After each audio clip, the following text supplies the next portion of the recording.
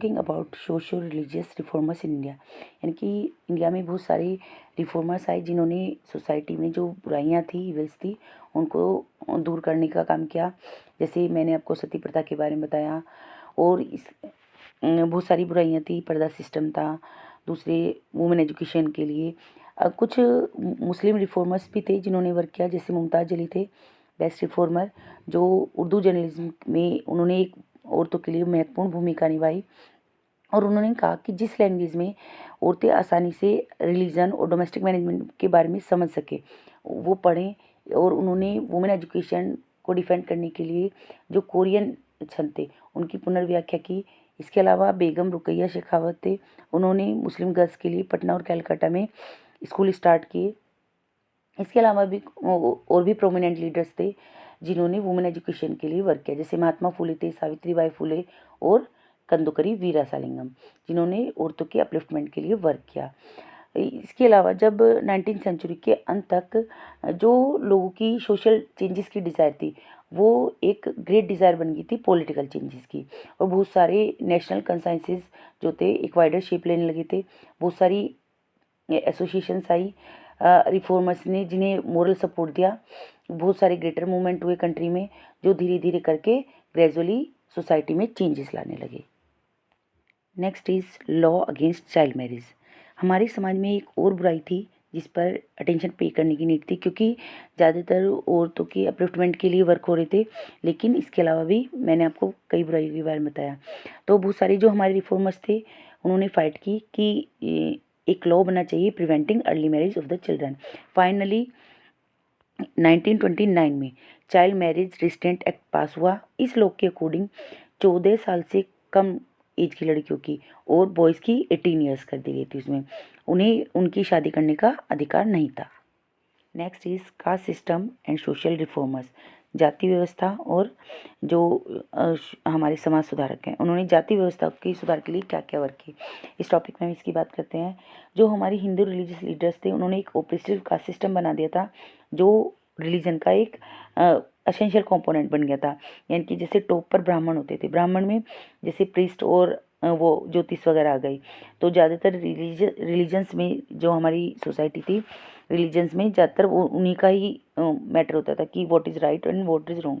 Next हमारी क्षत्रियाज होते थे जो सोल्जर्स और एडमिनिस्ट्रेटर होते थे। इसके अलावा वैश्य में हमारे आर्टिशन और कमर्शियल क्लास के लोग आते थे।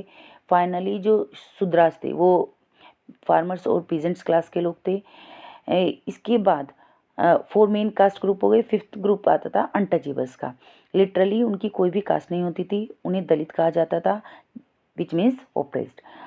उन्हें काफ़ी एक्सप्लॉइट किया जाता था सोशल ग्रुप में।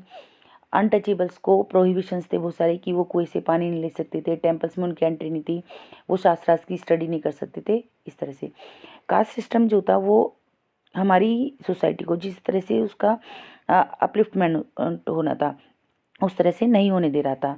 यदि कोई भी पर्सन यानी कि लोअर इकोनॉमिक स्टेटा है उसका, तो सोसाइटी जो थी हमारी कास्ट सिस्टम बेस्ड थी, तो उसको काफ़ी रिस्ट्रिक्शन थे, यानी कि रिस्ट्रिक्टेड लेवल होता था उसका। दूसरी 19th सेंचुरी में जो था बहुत सारे रिफॉर्मर्स थे, वो कास्ट बाउंड्रीज को मतलब ख़त्म करने के लिए एफर्ट कर रहे थे और सोसाइटी को कास्ट फ्री करना चाहते थे, जहाँ पर सभी को इक्वल राइट और इक्वल स्टेटस मिले सोसाइटी में। कुछ हमारे क्रिश्चियन मिशनरीज भी थे जिन्होंने बहुत सारे स्कूल सेटअप किए for the tribal group and lower caste children के लिए। आई होप आप सभी के पास बुक होगी। अभी हमने नॉर्थ इंडिया की बात कर रहे थे, अब बात करते हैं ईस्टर्न इंडिया, यानी कि जो भारत का पूर्वी हिस्सा है वहाँ पर कौन कौन रिफॉर्मर्स आए। उनमें राजा राममोहन रॉय थे, वो एक रिफॉर्मर थे जो कास्ट इनइक्वालिटी के अगेंस्ट थे, यानी कि उन्होंने उसको क्रिटिसाइज़ किया, उसकी आलोचना की और उनका विश्वास था कि इसे सोसाइटी से हटाया जा सकता है। जब जो हिंदू रिलीजन्स था वो अपने आप में रिफॉर्म था, यानी कि जो हायर क्लास में थे ब्राह्मण और क्षत्रियाज माने जाते थे, शूद्राज जो थे वो लोअर कास्ट में आते थे। तो राजा राममोहन रॉय जो थे ये इस हॉरिबल सिस्टम के ओपोज थे इंडियन सोसाइटी में जो ये था। उन्होंने रियलाइज़ किया कि कास्ट सिस्टम जो है हमारी सोसाइटी को बहुत अच्छा नहीं बना रहा। उन्होंने जो हिंदू संस्कृत टेक्स्ट बुक थी उन्हें बंगाली में ट्रांसलेट करके लोगों तक पहुँचाया कि सभी के लिए, यानी कि केवल ब्राह्मण ही नहीं और कास्ट के लोग भी पढ़ सकें।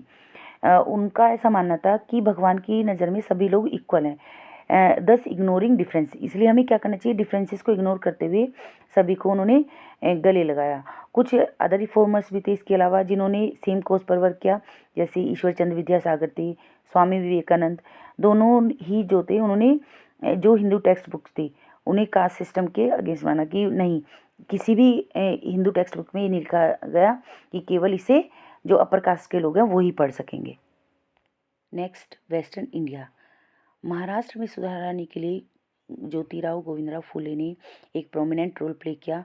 उन्होंने जो अनटचेबल्स थे और गरीब लोग थे उनकी कंडीशन को इम्प्रूव करने के लिए फ़ाइट किया, और वो जो ब्राह्मण डोमिनेशन होती है उसके अगेंस्ट थे, और उन्होंने स्टार्ट की practice of conducting marriage without ब्राह्मण, यानी कि बिना ब्राह्मण के ही शादी कंडक्ट कराना। इसके अलावा और भी रिफॉर्मर्स थे, जैसे गोपाल हरि देशमुख थे, रामकृष्ण भंडारकर थे, रामाबाई रानडे थे, जो कास्ट सिस्टम के अगेंस्ट थे और उन्होंने वहाँ कास्ट सिस्टम में सुधार लाने के लिए वर्क किया।